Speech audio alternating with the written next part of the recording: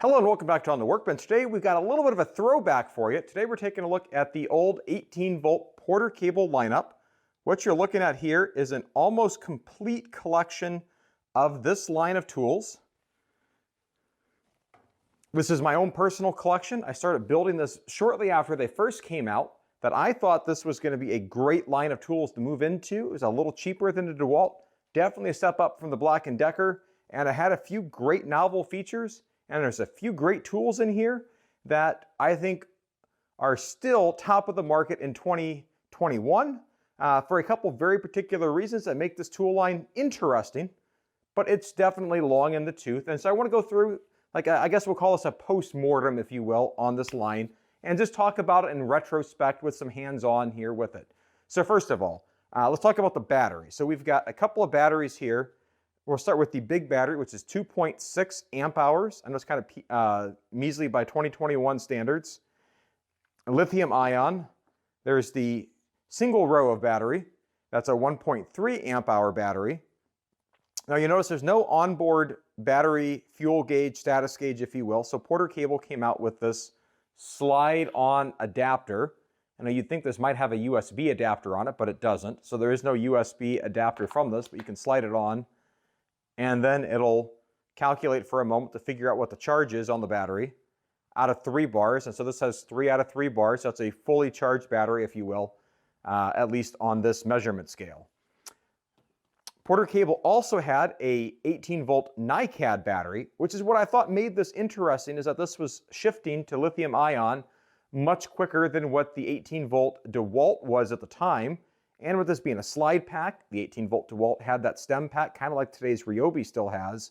And so I thought there was just enough interestingness here that got me into this line when I first started buying these tools. Unfortunately, my love affair with this came crashing down in, I don't know, what was it, 2014, 2015, when Porter Cable announced their 20-volt line. And I could have a whole separate rant video on that, but today we're going to focus just on these 18-volt tools. So there are 3 batteries. I never actually bought into the Nicad batteries. So all I had was the lithium-ion batteries, which I think worked great. You can get a fair bit of work done even with the 1.3 amp hour batteries or the 2.6, which is also obviously better for the recip and the circular saw. No complaints on that. I forget what the charge time is, but it's about a half hour, 40 minutes, and having a small pool of the batteries available makes it really easy to work around the limitations of the battery. The biggest complaint about the battery is the cost, that a 2.6 amp hour battery was about $99, give or take, if memory serves me right.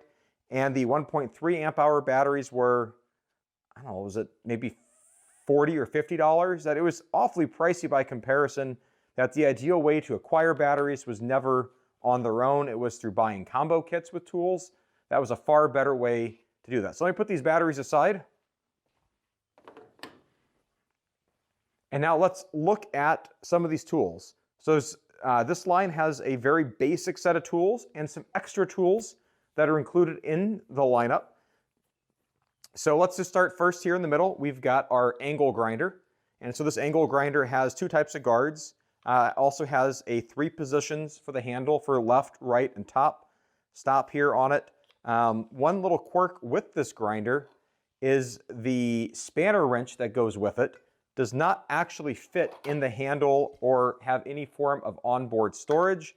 The handle is just a basic molded plastic handle with a threaded bolt on the end to screw into the side. But it works, and you could somewhat attempt to hack this. I was able to hack this a while back and sort of try to make a Frankenstein tool between this and a Harbor Freight biscuit joiner, trying to make a cordless biscuit joiner. That was kind of a fail, but it was a fun experiment a while back on that. So it was fun and relatively easy to get to. It works well. The finger guard, I actually think it's kind of nice. It's not bad. By 2021 standards, it's probably a little underpowered, but still gets the job done just fine. I mean, I wouldn't be using this to be cutting apart an old highway bridge by any means, but it'll do probably most other light-duty jobs just fine. Moving on, another tool in the lineup here are a couple of lights. We've got a spotlight here. This has a pivoting head on it, slides onto the battery. Surprise, this is a brushless tool, one of a handful of the brushless tools in this lineup. I know, all joking aside, but it works fine, and I was able to find an LED replacement bulb for this to give it an LED to increase the battery runtime on it. And now the battery will outrun any sort of need I have for this light. And the fact that it just kind of carries rather nicely like those old lantern style big old batteries, and you can angle it so if you're working under a sink, you can point it straight up or ahead. And I think it works great. No complaints there with that light. I guess we call it the more original or more basic light is this one here that does not have a pivoting head. It's kind of more just like a handheld floodlight, for lack of a better phrase. Like, it's okay, but it's not very useful. If memory serves me right, the original generation of these didn't even have an overmold on the grip, and it was just a gray plastic handle, which I thought looked kind of weird, but they added the overmold on it. Works fine. The trigger works as well. No complaints. This one still has the original incandescent bulb in it. I mean, it's a light, it works. The problem is that the head doesn't pivot, so this has two positions, either upright on the battery or leaning back or laying on its back like that. It's a light, also a brushless tool. Also in this lineup over here, we've got a impact driver. This has a 1/4 inch chuck. This is not quick release. You have to pull the collet forward to be able to get to it. And I think this has been very adequately powered. It gets through almost everything just fine. Maybe my only complaint is the length of this is a little long.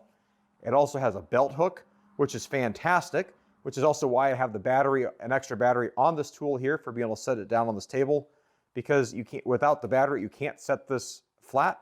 It'd been nice if they would have made this belt hook sit up just a little bit higher on the tool, but it works, and I think this has done the job probably 90% of the time. I can't complain much about it, other than it's just a little long and, well, I don't know, you deal with it. Moving on, we have a drill. This was their Gen 2 drill. One of the first things I noticed on this is no belt clip. I found that to be kind of annoying.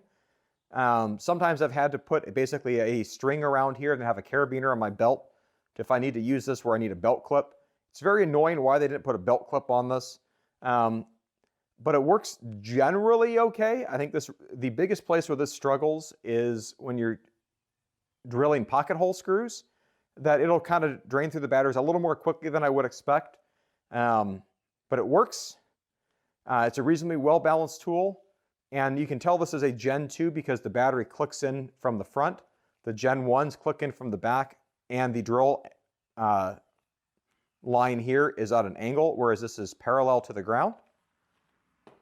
And then there's its older brother, the hammer drill, which works, we'll call it passable if you need to drill a pilot hole to put in a 1/4 inch tap con. That's probably about the upper limits of what this hammer drill can do, but it'll at least do that for you. It's kind of loud. I don't think it's as efficient as maybe I would like it to be, but it works. A little front heavy with the way this drill and the hammer mechanism is set up. Again, it works. There's also no belt clip on it either. And the other funny part of this is it did not actually come with an auxiliary handle, which I found to be highly amusing. And I was able to find on eBay a rigid, I believe this was a Gen 4 handle that I could actually fit onto this housing. I'm not sure why Stanley Black & Decker, the makers of this Porter cable line, did not see fit to actually include a auxiliary handle with this drill. Find it very weird, and this rigid one clamps on just fine, and at least from my opinion, I think it color coordinates almost spot on. You would never know it wasn't designed for it if I didn't tell you. Let's see, what else do we have here? We have the charger. And so here's one of the 2 models of chargers that were included. The charger here has one of 5 different indications: solid green for full, blinking green that it's charging, and then you've got just a rapid flash indicating low battery. And there are some other issues here if you have a long and a short dash indicating that the battery is outside the temperature range for charging. And then I've never actually, thankfully, seen a voltage warning of a double flash, which I think means your input voltage is incorrect. But they made 2 versions of these. One of these has lithium ion or lithium and Nicad on it. And then there was another one that was a Nicad only charger. So with the lithium batteries, you need a lithium Nicad or a dual chemistry charger. So if you're finding this line on eBay or at a pawn shop or somewhere else, and you have lithium batteries, make sure you have a lithium compatible charger. As far as I'm aware, there was never a lithium ion only charger. It's either Nicad only or dual chemistry. So just pay attention to that. And so this is the charger. We'll set that aside. Another tool that we had was this area light. This is another one of the brushless tools in this line. This area light has a nice pivoting hook on the top, and the light pivots almost 360 degrees. Just fine. This has been great for working under cars. I can get into quite a few spots with this. It's got this sort of a 2-legged wide tripod that holds it reasonably well. The hook folds out of the way if you don't need it. The biggest frustration with this, if you will, is the fact that this is a fluorescent bulb. They're getting a little bit harder to find these days, but otherwise it's worked fine. It'd be nice if this was LEDs. You're not going to find this kind of design anymore. That's a clear sign of it being a legacy tool. And yeah, it works. The next tool to talk about would be the oscillating multi-tool. So this oscillating multi-tool is variable speed. It's got this dial on the side that goes from 1 to 6.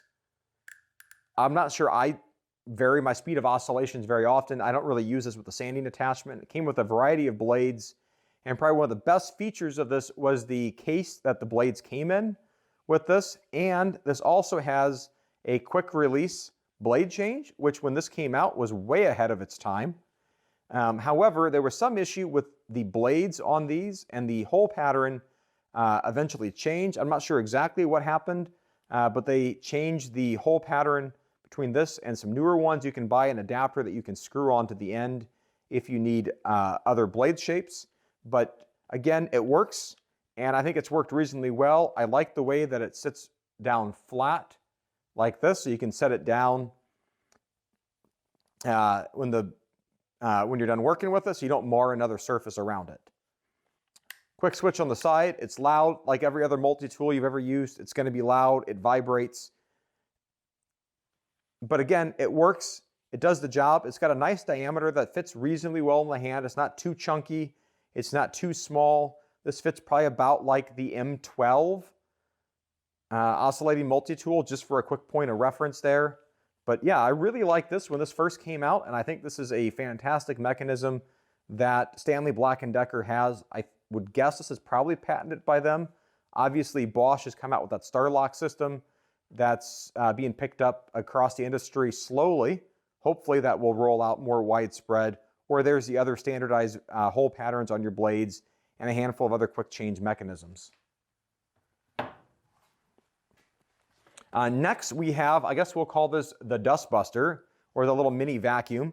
And this works well. It's loud. It drains batteries really quickly. And the suction leaves a little bit to be desired. I think one of the biggest challenges with this is if you look at the mouth of the tool here, this doesn't work great for trying to get stuff out of carpet because of just how thick this is on the side.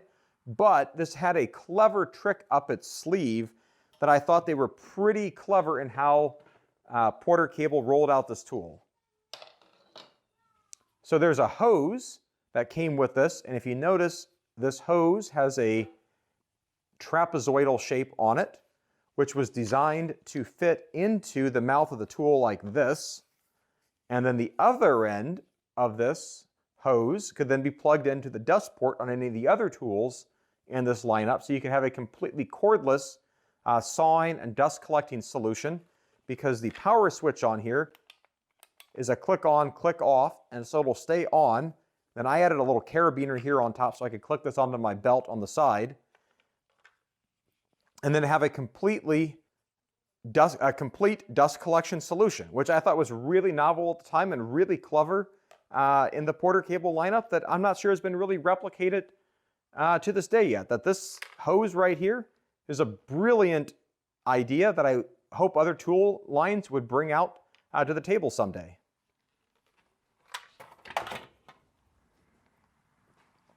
Oh, and it also included just a basic crevice tool too.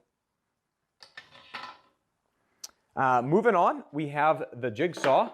This is a D-handle jigsaw that has 3 speeds. You got an orbital mode, speed 1, 2, and orbital. This uses a U-shank blade. It's got the rubber overmold grip on it. And then there's a safety switch here at the top.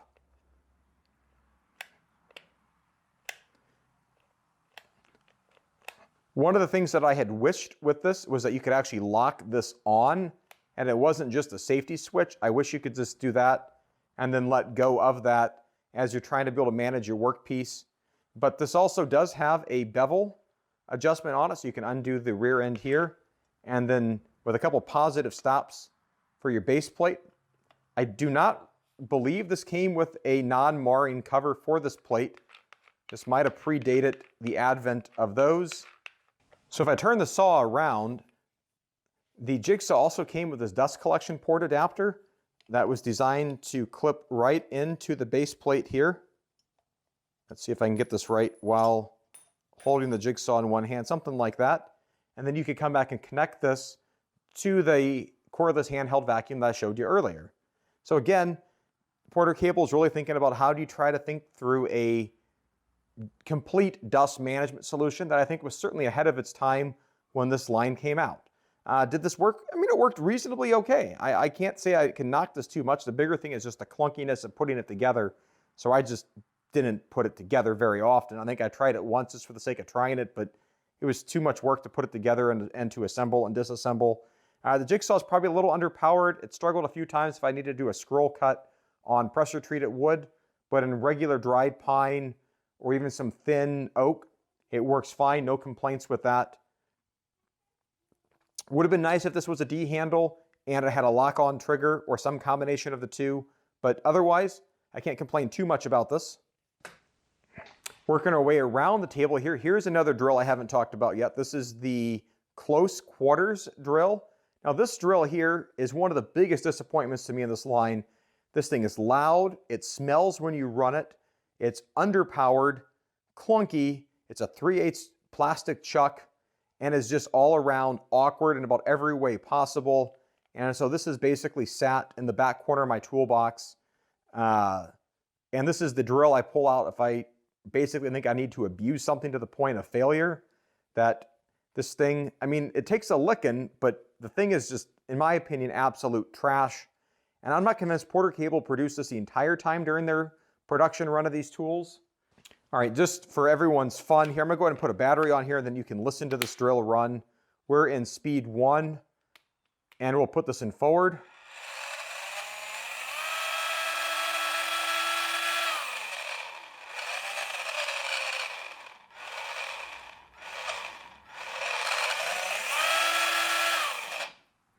And so hopefully you heard that there. It's just crunchy. Maybe the bearings are bad, but it was like that from the moment I got this out of the box, that this was just never, in my opinion, a great tool. Maybe other people had better success with this than I have, but I mean, it'll do some light duty jobs, but it's not really a high performance drill.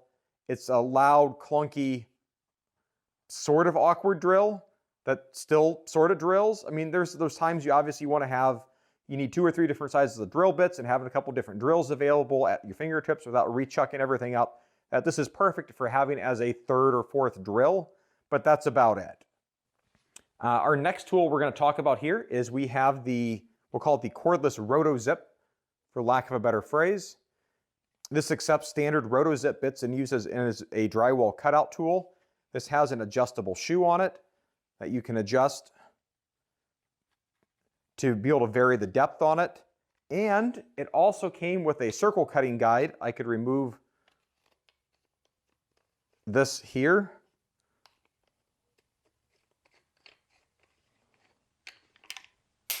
All right, I'll have to put that back together again too. And this goes in here, and then you got a pin on the side there, so you could use this to be able to cut circles out of, say, plywood, which I thought this did a great job out of. Or if you need to cut a circle for, say, installing a can light or something else, that I thought this worked really well. And it also has a dust port on the side with a little dust shoe that you could still come back and attach it to that handheld dustbuster vacuum via that hose. Again, I think Porter Cable's really thinking through some of this dust management in a complete holistic sense. I've got to give them credit for that. And this tool, you know, for a Rotozip, this is a very fine Rotozip. There's no issue with it. It works great. On, off at the bottom. So it locks on and off. This button up here is a collet lock. But I think this has been a fantastic Rotozip. Now, when I get rid of this line of tools, this is probably one of the ones that I'll miss. And the reason why I say one of the tools I think I'll miss is that one of the things that also stands apart on this tool is just the amount of surface area that's around this base plate that surrounds the bit. There's a number of other multi-tools where this is just really thin and skinny, but this allows me to get flush up against a piece of drywall so I know I'm square, which I think is a big deal. And I love this adjustable depth on this, I don't know, we call this an adapter or a fence here, collet accessory, plunge base, fixed base, whatever you want to call it. But this is one of the golden tools, if you will, in the set. Moving on for another tool, we've got the sander. And I'm not sure this was produced the entire run of the tool set either. And this sander does okay, but I think the biggest problem was they went with this, I don't know, we want to call it the mouse style sanding paper here. Which, I don't know, I'd rather have the random orbit style sander than this, but it does have this little point here, so if you need to get into a small corner, it does have that, and that might appeal to some folks. But the other issue for this related to me is the availability of this type of hook and loop mouse style sandpaper is kind of limited. And so I think that's been a limitation of the tool. And like some of the other tools I've shown, this has a dust port with a little dust shoe on the side, and then you could connect it into that handheld dustbuster. Again, thinking holistically across the line. Sealed on-off buttons on the top. Battery here. It's not too bad of a tool. This is one of those tools that would obviously benefit if it were brushless. And the pad's worn a bit here. I'm not sure how or what the availability of replacement parts is for this, but it does its job. I'd rather it be a random orbit sander, but you know, it did its job just fine. Next tool, we'll talk about the circular saw. So the first thing on here is I've got a Diablo blade on this saw. The blade that came with it was relatively junk. And this is one of the laser saws. I don't know if the laser will come through on camera or not.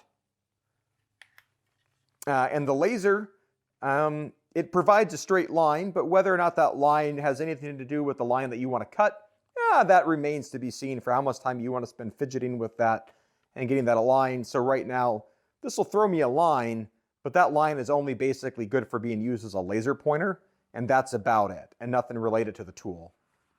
Otherwise, the tool cuts fine. It works fine for cross-cutting plywood, 2x4s, or anything of the like.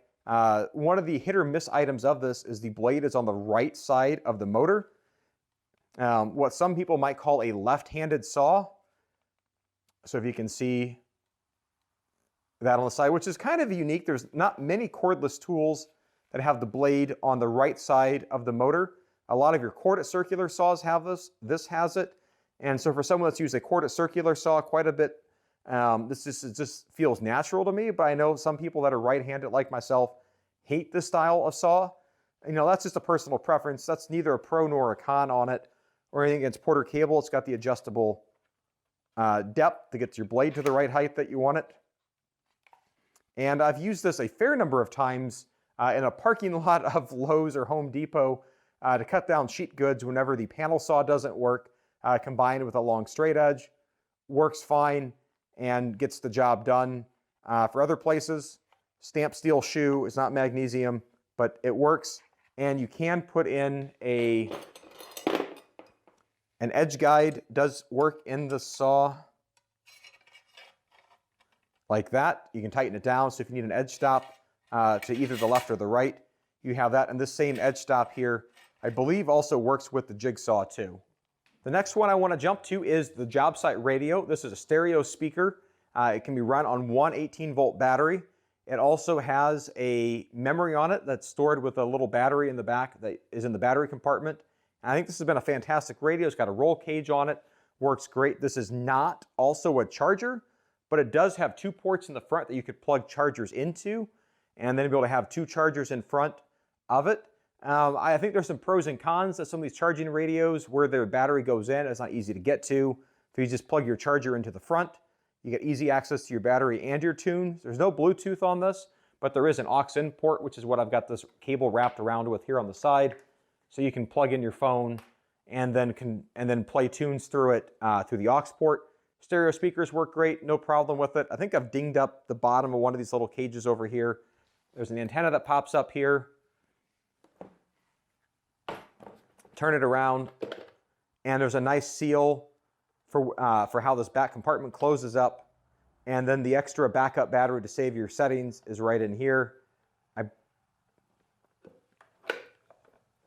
It has a nice latching mechanism that closes it shut.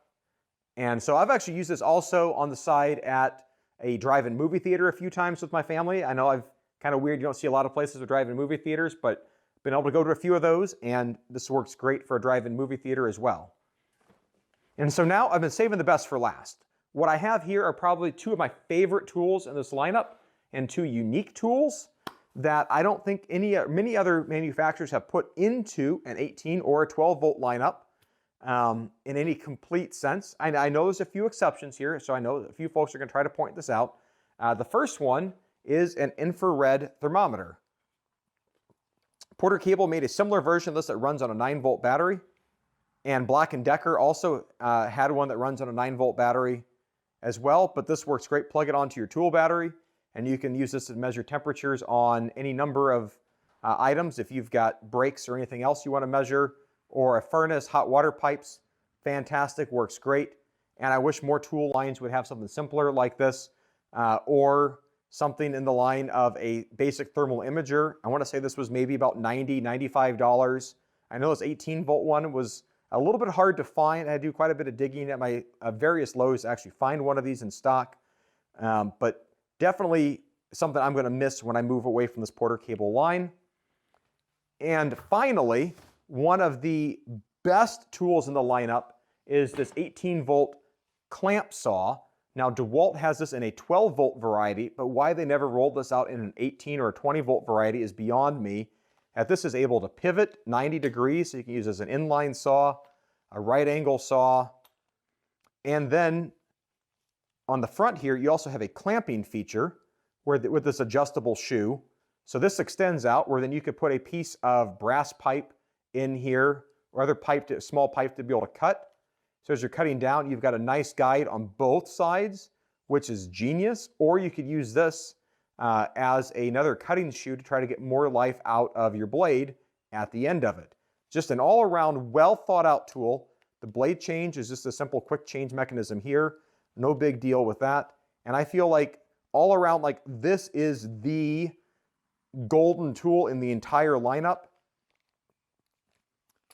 and is something that I think is fantastic and I wish would be replicated more often. Now, I'm not sure. I've always been careful with this to not drop it.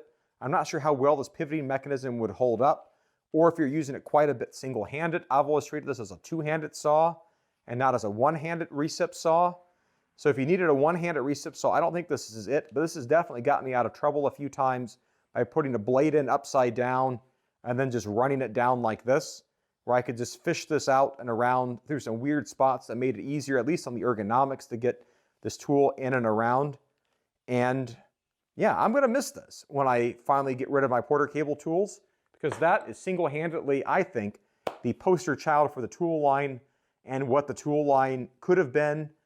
And hopefully, as you saw over the course of these other tools I've showed you, that there was definitely a lot of thought put into this line.